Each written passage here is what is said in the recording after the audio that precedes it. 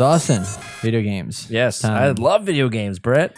It is time. Another week, another video game. Another week. What do you got for game. us? Well, it's funny. I should have been playing this while I was on my vacation, but I didn't, which is weird that I didn't think about it. But I was just like, what kind of gamer are you? I know, it's really bad. But I've been playing the new Harry Potter Go, a.k.a. Wizards Unite from Niantic, which I did find out after the fact that it's not actually made by Niantic. It's published by Niantic, but it's actually made by WB, like San Francisco or some shit like that. Okay. So Niantic is still like heavily working on like Pokemon Go, I guess. But they are, in a sense, like publishing this game, which is really, really interesting. So Harry Potter Wizards Unite is a new game that is basically Pokemon Go in the Harry Potter world. So you have,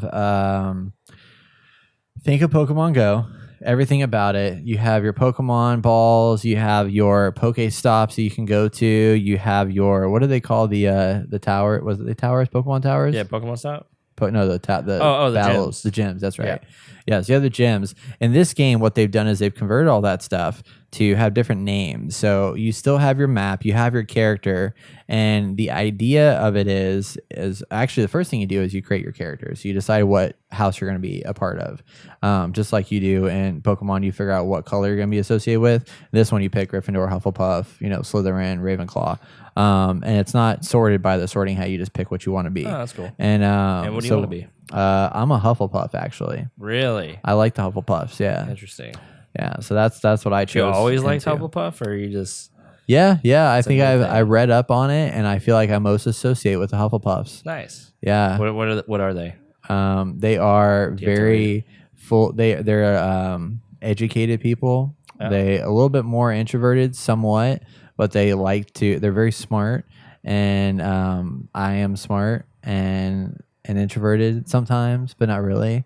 But really, they're kind of like they're the thinkers of the group, I guess. Because like Gryffindors are like naturally born leaders. They're very extroverted, outgoing, spontaneous, like all that stuff. And I'm not fully that kind of person. And Slytherins are more like mischievous, and like they're also kind of more leaders and stuff like that. Whereas like the Ravenclaws kind of like keep to themselves a little bit, but are also like very, very good at like figuring things out and solving problems and whatnot. So Hufflepuff, according to Wikipedia, is hard work, patience, justice, and loyalty. Exactly. Yeah. And then Ravenclaw was intelligence, creativity, learning, and wit. Yeah. Slytherin, ambition, cunning, leadership, and resourcefulness. And then, obviously, last but not least, Gryffindor, which is courage, bravery, nerve, and chivalry. Yeah, I'm not chivalrous. I see that. Yeah, definitely. Because you're a Hufflepuff. Because I'm a Hufflepuff. Yeah, I'm loyal though. Yeah, that's true. That's true. I'm a loyal person. You can't have everything, Brett. You got to pick one or the other. So, but yeah, so in this game, you start out and you learn. What's really interesting about this is this is much more heavily story based in a way. And it's also much more RPG based. Like there's RPG elements that are pretty strong in this game. Like you level up, you get stronger, you get better at fighting people. So basically what happens is whenever you're like, they have these things called Confoundables.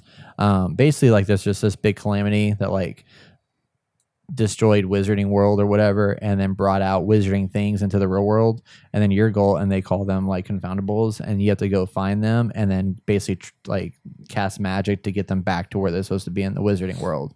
So there's not this like crazy like confusion and the Muggles see like magic everywhere. So you're tasked to do that by Harry Potter, who works at the Ministry of Magic. And so they actually have a Harry Potter character in here that actually has a voice. I don't know if it's Daniel Radcliffe, but it kind of sounds like him. That's kind of interesting. But I'm sure they found someone that sounds like him. Probably. So you go around and you collect these Confoundables, and when you're in AR mode, like the AR mode's kind of weird because you have to like move your camera around so you find the traces of magic on the floor. But if you're in a room like this, like chances are the traces of magic will be on the table, and then whenever you aim your camera at the thing or object, and everything's 3D modeled in this, which is really nice. So you have like these little goblins that come down, and they're like fighting each other and fighting over this object, and you need to cast magic to break them away from that object and send them back to where they came from. And it's really, for a mobile game, is nicely, like the graphics are nice. Like it's a pretty good looking graphic game. I've turned AR off, kind of like we did with Pokemon Go.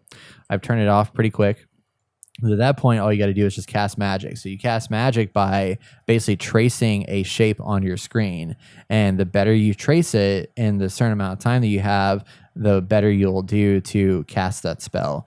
And then you can also use potions to get a better chance of casting a higher level of goodness, I guess you could say. And so that part's in there, which is really, really neat. And then instead of having Pokestops, they have inns and they have greenhouses. So these are different things that give you different kinds of items. So they're all scattered around the world. So like the other day I was over by Austin City Taco Shop, and the mural on the side of Austin City Taco Shop is an inn. So I can go over by there and I can go in there and get like items out of it. So you can pick up, like Pokemon Go, you can pick up your potions, you can pick up, experience points, you can pick up different types of things that do different stuff. And then they also have the fortresses, which are the gyms. And I haven't done these yet, but from what I understand is the fortresses are big, huge PvP kind of spaces or cooperative kind of spaces. And there's different level tiers to them. So you go in there with like a set number of people and you're cooperatively trying to take down different levels of the fortress. So you start on level 1 and fight off all the bad guys casting your spells. And then you go to level 2 and they get harder, and then level 3 and they get harder. And if you get to the very end, you get all kinds of great badass points. But you have a certain number of charges for your wand. So there's a point in the fortresses where you could like run out of charges and then have to be like, hey, you want to pay some extra money to get more charges? Wow. That's a thing. Wow. So I guess I'm not surprised. Yeah. But continue. Yeah, it's Pokemon. So I mean, it is what it is. But there is a lot of stuff in here because I mean, every time you find a confoundable, you're collecting items and you're collecting experience, and they have different tiers of experience for different categories. So like, there's a part where you're actually trying to find hidden like objects in the world and return them to these like paintings or these pictures. And then once you fill in a picture, you get like bonus items and rewards from that. You level up for like the Ministry of Magic. There's a level up system for like, I think, like just different categories you can level up to get more experience points for that certain type of thing. And then you also can level up your character and get better at, casting those spells down the line. So there's a lot of depth to it, and like way more than I expected, and it's way less buggy than Pokemon Go was at launch, which is also a nice, pleasant surprise. That is nice. Yeah. So I think for Harry Potter fans, this is like the only concern I have about this game is I feel like whereas Pokemon Go was just enough to get me super hyped to go out and like do stuff, I feel like there's a lot of focus you have to give to this app when you're out in the real world, where it's not like I can passively just sit there at a water fountain, just like flick my finger to like capture Pokemon. Like I have to be sitting here actually looking at it, doing things, interacting with the world, and I have to be more intentionally looking at my phone. Whereas before I could kind of like half do it and still get stuff done. So I'm not sure how I feel about that yet. Yeah. Yeah. I mean, I think too, it's for a more mature audience anyway. You know what I mean? Like Pokemon is simple and it's meant for kids. I know Harry Potter is meant for kids as well, but I feel like the world that they have is definitely more mature, and there's a lot more mature things. So honestly, I mean, obviously it translates to, a game that probably requires more thinking and more doing than just Pokemon. So side note, the guy who plays Harry Potter is actually Kyle McCarley. Oh, okay. And he is a voice actor who does anime, video games, cartoons, and audiobooks. Well, he did a pretty good job. So he's in a lot of anime. You might recognize him from Nier Automata and Mobile Suit Gundam, along with many, many other stuff. It's kind of crazy. So I'm curious to hear his voice now because he's everywhere. Yeah, no, he's done a lot of stuff. So, well, I just unlocked the ability now that I'm level 6 or 7 to choose a profession, which is basically like a class. So you can now choose a profession such as the Orer, the Magizoologist, or a Professor. And each one gives you special bonuses against certain types of confoundables, dark forces, beasts, or curiosities. So that's kind of cool. But Yeah, no, I think it's a good game. I'm pretty impressed with it so far. I can see myself playing it. It's definitely. I think they were smart to go the Harry Potter route because you have the Pokemon crowd, and you have the Harry Potter crowd, and the Pokemon crowd and the Harry Potter crowd don't always necessarily jive together. They're different people, different generations and stuff like that, kind of in a way. But they just like accustom more to one versus the other. So this allows them to reach a much larger audience and hit more people. And I think they could.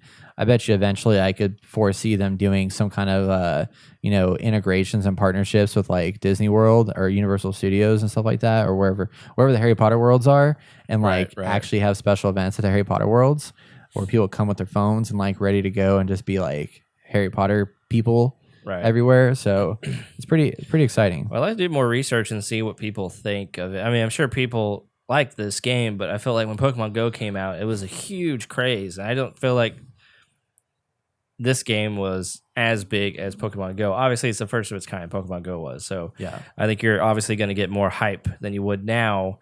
But again, I think Harry Potter's kind of come and gone. It's not as big as it used to be. And coming out so late in the game, I don't know if it's going to have the traction that Pokemon has in general. They're always coming out with new iterations. People seem to continue to love Pokemon after all these years. Like, I don't know what the retention rate is for a newer audience for Pokemon either, but it seems like every time there's a Pokemon game out, it gets a pretty good amount of hype.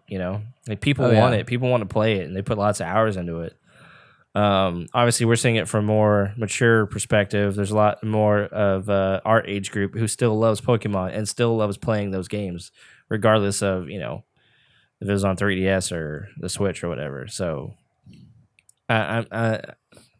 hopefully we can report back. Yeah, maybe in a month or two and see like where it's come. Yeah, and how it's I definitely don't think it's gonna. I mean, it's not gonna be near the success that Pokemon Go was because, like you said, first of its kind. Pokemon's got a huge fan base. Games are still coming out for Pokemon. Harry Potter doesn't have that, so it's not the first of its kind. And it's a better iteration of what they had already established, which I think is pretty cool. So it's not going to be that big, but I do think that over time we'll see people kind of grasping it more and getting more involved in it. But I bet you that Niantic's not going to like let go of Pokemon anytime soon. They're probably going to keep both of them pretty well updated and just like make them both live services over time. Yeah, especially with like the new Pokemon Sword and Shield coming out. I wouldn't be surprised if they don't do some kind of collaboration with them to like introduce those characters way sooner than they have been with Pokemon Go up to this point. Right. So that'll be pretty cool. But yeah, I like it pretty well. I think people should pick it up, and if you get it, let me know in Discord or hit me a message, and we can exchange friend codes. Because yes, there are friend codes in this game. That's how you follow each other is through friend codes. Great, following Nintendo's path. Oh yeah. So yeah, there we have it.